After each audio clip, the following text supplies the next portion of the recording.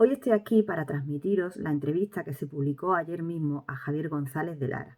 Él es presidente de la patronal a nivel de Andalucía, de la CEA, Confederación de Empresarios de Andalucía, también de la Confederación de Empresarios de Málaga y también vicepresidente de la COE. Esta entrevista se titula "Si lo paramos todo, griparemos el motor de la economía". Así que bueno, os leo una pequeña introducción. El presidente de la patronal andaluz y vicepresidente de la COE se muestra contrario a paralizar drásticamente todos los sectores productivos y pide al Gobierno que apoye a las empresas con moratorias en los pagos que les permitan ganar tiempo y no perder la liquidez que necesitan ahora. Así que empezamos con la primera pregunta. En este momento hay dos estrategias enfrentadas. Por un lado, la del Gobierno, que insiste en mantener, aunque sea al relentí, la actividad económica, y por otro, la de algunos gobiernos autonómicos, como Andalucía, Murcia, Madrid o Cataluña. Y también el PP, que pide una paralización total. Respuesta. Cada comunidad está interpretando la realidad de distinta manera. Fue la comunidad de Murcia la que abrió esta reflexión que no compartimos, y supongo que tiene sus razones territoriales. Allí el sector turístico y comercial constituye el 25% de la economía. En Andalucía, en cambio, con un 73% de las actividades productivas ya paradas, ¿qué más nos van a pedir?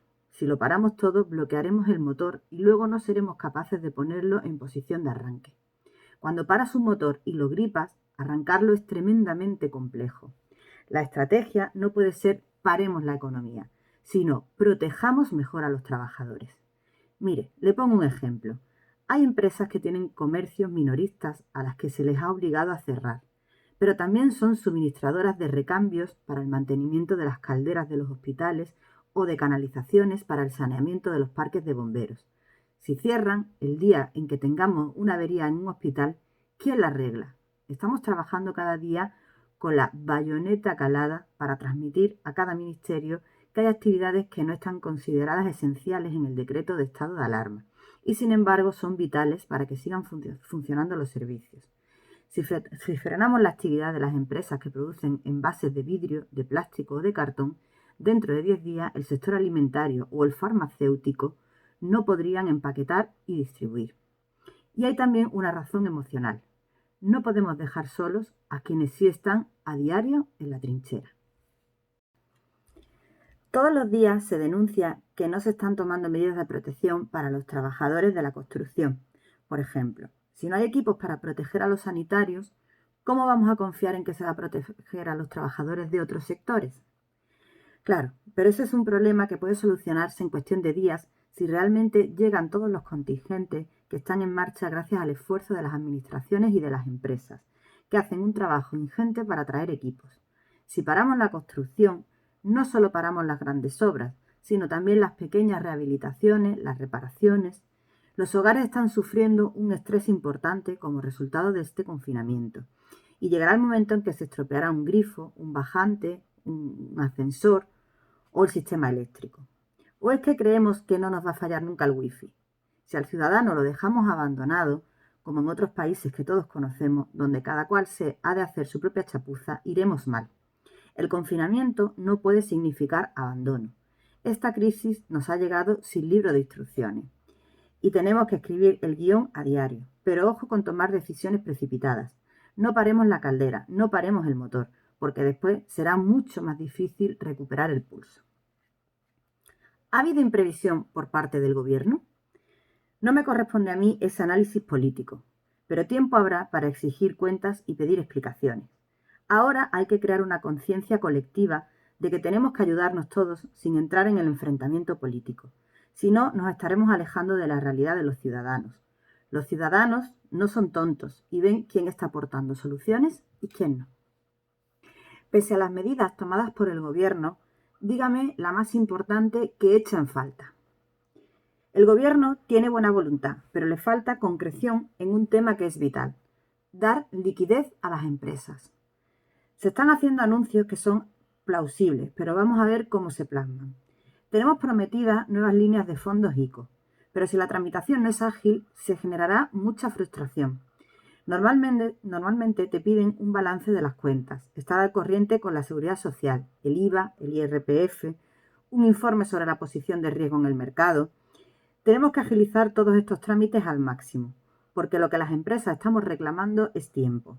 3 meses de margen, que nos permitan aplazar los pagos y una exención de cuotas para los autónomos. Y a partir de julio o de octubre ya nos pondremos al día. Necesitamos un banco de tiempo para reducir el estrés de las empresas.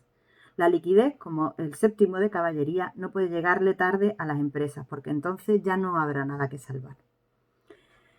Menos cotizaciones, más prestaciones por desempleo, más gastos sanitarios.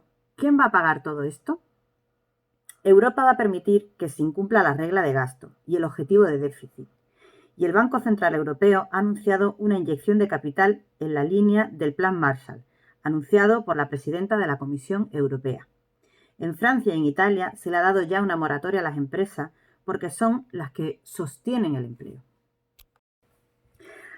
Ha sido un error haber dejado la producción de bienes esenciales, como las mascarillas o los respiradores, en manos de países terceros y de mercados que ahora actúan como tiburones. Esa reflexión es muy interesante. No vamos a pedir que volvamos a un modelo autárquico, pero eso que dice es de enorme sentido común. Mire, por ejemplo, al sector del campo lo veíamos hace unas semanas con cierta displicencia, como a unos señores aburridos que salían con sus tractores a cortar las carreteras. Y ahora resulta que es el campo el que está salvando a las ciudades. Habrá que rendirles un homenaje a esas pequeñas explotaciones que están luchando para proveernos de bienes fundamentales. Y la Unión Europea tendrá que replantearse sus estrategias equivocadas en materia de política agraria comunitaria. Nos decían que el campo estaba subvencionado. Pues mire usted, ahora vemos que es estratégico para sacarnos de una pandemia. Si a España y Andalucía le coge esta crisis sin un sector agroalimentario puntero, tendríamos un gravísimo problema de suministros para la alimentación. Por tanto, seamos inteligentes y planifiquemos para que tengamos siempre garantizado el abastecimiento de los bienes esenciales, porque esto nos puede volver a ocurrir en un futuro. Y no olvidemos a las plataformas logísticas, también muy cuestionadas como intermediarios de la cadena alimentaria. Exacto. O a las fuerzas de seguridad del Estado y al Ejército, que hay quien lo veía como un gasto innecesario. Son colectivos que se están dejando la piel, como la red de centros sanitarios privados. Esta crisis también nos trae buenas enseñanzas de cara al futuro. Bueno, y seguimos con las preguntas en esta interesante entrevista a Javier González de Lara, presidente de la CEA. Italia ha aprobado ayudas para medios de comunicación. ¿Es también un sector estratégico? La respuesta de Javier, sin duda alguna. Sin los medios, este confinamiento sería un drama. Y vuelvo a lo mismo, no tiene por qué haber siempre ayudas económicas directas, sino que se trata de dar facilidades y moratorias a las empresas. La siguiente pregunta, ¿cuánto empleo va a destruir esta crisis? A día de hoy se han presentado 30.000 expedientes de regulación temporal de empleo, ERTE, solo en Andalucía, casi 120.000 trabajadores. Los ERE de momento van a ser minoritarios, porque su tramitación es mucho más lenta. El mensaje que desde la patronal trasladamos a nuestras empresas es precisamente que, si es necesario, acudan al ERTE, pero démosle una oportunidad a la recuperación. Y la última pregunta sería, ¿cómo va a ser la salida de esta crisis? Javier contesta, ojalá fuera posible lo que conocemos como una recuperación en V, o sea, un rebote de crecimiento rápido. Pero hay que ser realista. Esta crisis va a dejar muchas heridas sociales. Es más probable una recuperación en L, que nos permita frenar, sostener y avanzar. Hay que avanzar juntos, no descapitalizando a las empresas. A nivel nacional tenemos los fondos ICO y a nivel andaluz están las sociedades de garantías recíprocas, para las que la Junta ha dispuesto de avales por 1.000 millones de euros. Pero si no nos dan oxígeno, dejaremos de pagar a proveedores y el virus se contagiará a la economía. Con esta respuesta ya finalizamos esta entrevista que esperemos sea de vuestro interés. Así que muchas gracias por toda vuestra atención.